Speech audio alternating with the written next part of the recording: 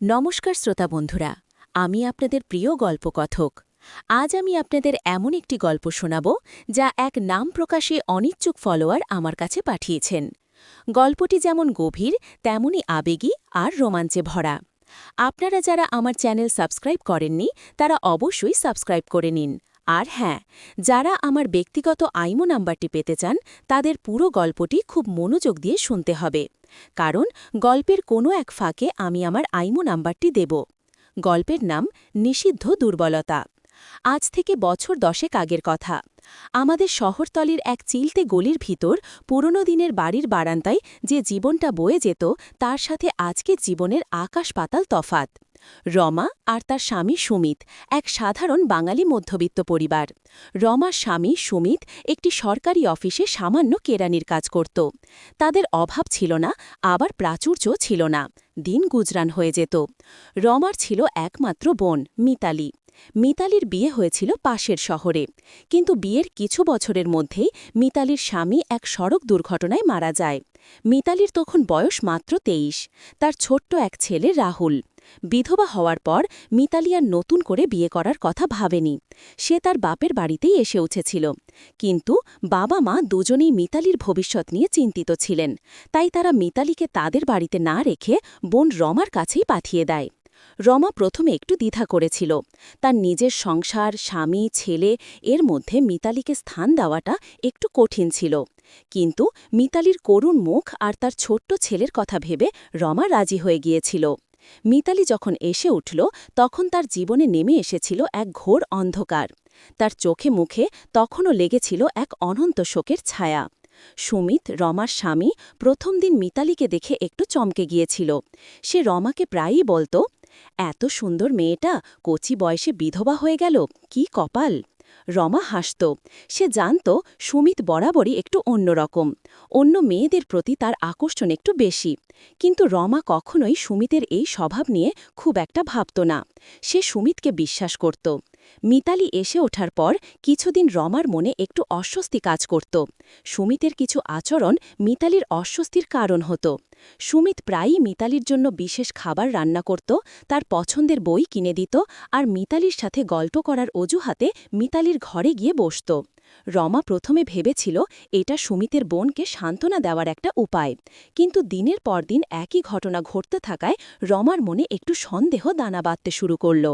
মিতালি দিনের বেশিরভাগ সময় চুপচাপ থাকত। সে তার ছেলের সাথে সময় কাটত, বই পড়ত আর মাঝে মাঝে জানলার ধারে বসে বাইরের দিকে উদাস চোখে তাকিয়ে থাকত। তার জীবনের সবচেয়ে বড় অবলম্বন ছিল তার ছোট ছেলে রাহুল। রাহুলও তার মায়ের এই অবস্থা দেখে একটু চুপচাপ হয়ে গিয়েছিল। একদিন বিকেলে রমা বাজারে গিয়েছিল। সুমিত তখন বাড়িতেই ছিল। মিতালি তার ছেলের জন্য কিছু তৈরি করছিল। হঠাৎ করে সুমিত মিতালির পিছনে এসে দাঁড়াল। মিতালি কিছু বুঝে ওঠার আগেই সুমিত তাকে জড়িয়ে ধরল। মিতালি চমকে উঠল। সে সুমিতের বাহু থেকে নিজেকে ছাড়িয়ে নিতে চেষ্টা করল। এই কি করছো তুমি? মিতালির গলা কেঁপে উঠল। সুমিত মিতালির কাঁধে মুখ গুজে বলল, ছি মিতালি, আমাকে এভাবে বলছো কেন? আমি তো তোমাকে সান্ত্বনা দিচ্ছিলাম। তুমি একা, তোমার কষ্ট হচ্ছে তাই? মিতালি সুমিতের বাহু ছাড়িয়ে বলল, এটা সান্ত্বনা নয়, তুমি যা করছো তা ঠিক নয়, তুমি আমার দুলাভাই। সুমিত মিতালির দিকে ঘুরে দাঁড়াল। তার চোখে মুখে একটা অন্যরকম উত্তেজনা। দুলাভাই? আমি কি শুধু দুলাভাই? আমি কি তোমার বর নই? তোমার একলা রাতের সঙ্গী হতে পারি না? মিতালির শরীর হিম হয়ে গেল। সে সুমিতের এই কথায় ভীষণ ভয় পেয়ে গেল। সে দ্রুত রান্নাঘর থেকে বেরিয়ে গেল। এই ঘটনার পর মিতালি সুমিতকে এড়িয়ে চলতে শুরু করল। সুমিতও একটু সতর্ক হয়ে গেল, কিন্তু তার চোখে মুখে সেই উত্তেজনাটা থেকেই গেল।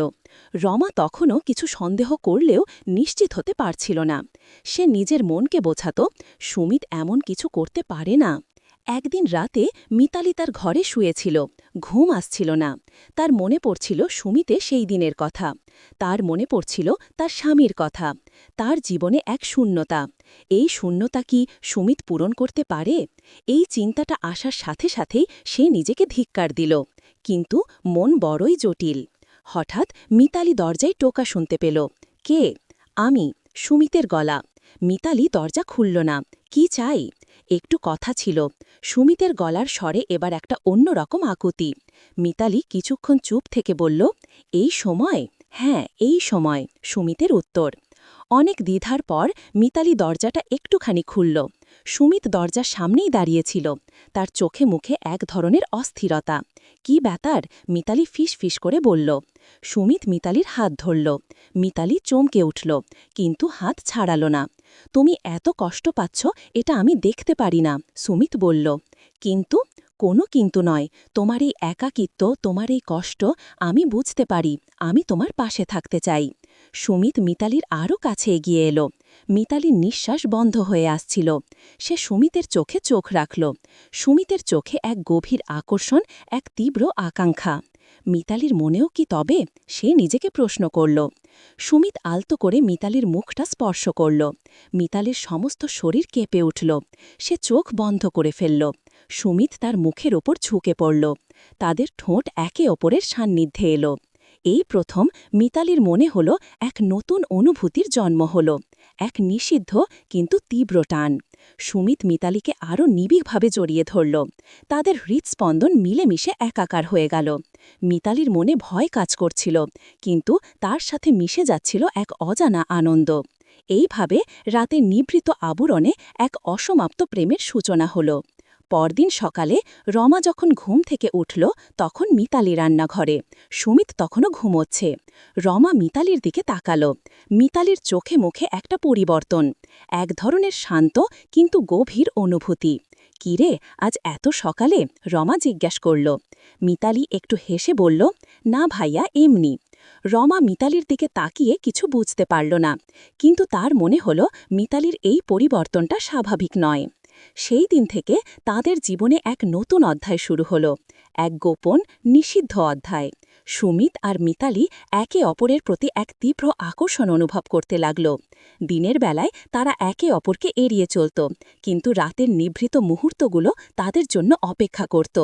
সুমিত মিতালিকে বলত, আমি তোমাকে ছাড়া বাঁচব না মিতালি। মিতালিও সুমিতের প্রতি দুর্বল হয়ে পড়ছিল। তার মনে হতো সুমিতই পারে তার জীবনের শূন্যতা পূরণ করতে। কিন্তু রমার কথা মনে পড়লে তার মন আবার অপরাধবোধে ভরে যেত। একদিন রমা তাদের বাড়ির ছাদে জামা কাপড় মেলতে গিয়েছিল। তখন প্রায় বিকেল। মিতালি আর সুমিত তখন তাদের ঘরে ছিল। রমা হঠাৎ তাদের ঘরের জানলার কাছে এসে দাঁড়াল। ভিতর থেকে ভেসে আসছিল চাপা গুঞ্জন। রমা কান পাতল। সুমিত বলছে, আমি তোমাকে ভালোবাসি মিতালি, এই ভালোবাসা আমাকে পাগল করে দিচ্ছে। মিতালির উত্তর, আমিও তোমাকে ভালোবাসি সুমিত, কিন্তু আমাদের এই সম্পর্ক? আমাদের কোনো সম্পর্ক নেই, আমরা শুধু দুজন মানুষ যারা একে অপরকে আশ্রয় দিচ্ছি। সুমিতের গলার স্বর আবেগপ্রবণ। রমা দাঁড়িয়ে রইল। তার মনে হল পৃথিবীটা যেন দুলে উঠল। তার বিশ্বাস, তার ভালোবাসা সব যেন এক মুহূর্তে ভেঙে চুরমার হয়ে গেল। তার ভাই, তার স্বামী এক নিষিদ্ধ সম্পর্কে জড়িয়ে পড়েছে। রমা আর এক মুহূর্ত সেখানে দাঁড়াতে পারল না। সে দ্রুত ছাদ থেকে নেমে এলো। তার চোখে জল, সে বুঝতে পারছিল না কি করবে। এরপর থেকে রমার জীবনটা যেন এক নরক হয়ে গেল। সে সুমিত আর মিতালির দিকে তাকাতে পারত না। তার মনে হতো তারা তাকে ঠকাচ্ছে, তার জীবনটা নষ্ট করে দিচ্ছে। কিন্তু সে কিছু বলতেও পারত না। তার ভয় হতো, যদি সে কিছু বলে তাহলে কি তাদের সংসারটা ভেঙে যাবে? তার ছোট্ট ছেলেটার কি হবে? মিতালিও বুঝতে পারছিল রমা কিছু সন্দেহ করছে। সে সুমিতকে বলল, রমা সব জেনে গেছে মনে হয়। সুমিত বলল, ভয় পেও না, আমি সব সামলে নেব। একদিন রাতে রমা বিছানায় শুয়েছিল। সুমিতও তার পাশেই শুয়েছিল, কিন্তু তাদের মধ্যে কোনো কথা হল না। রমা সুমিতের দিকে তাকিয়ে রইল। তার মনে অনন্ত প্রশ্ন।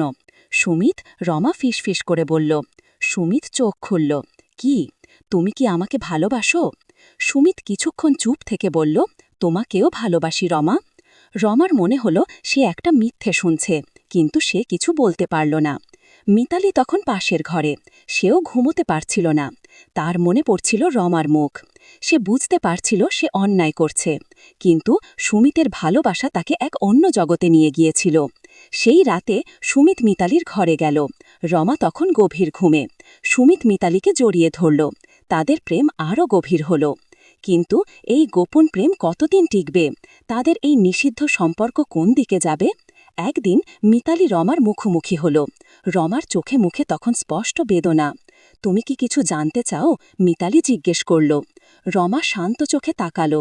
জেনে কি হবে? আমি আমি জানি তুমি সব বুঝতে পারছ।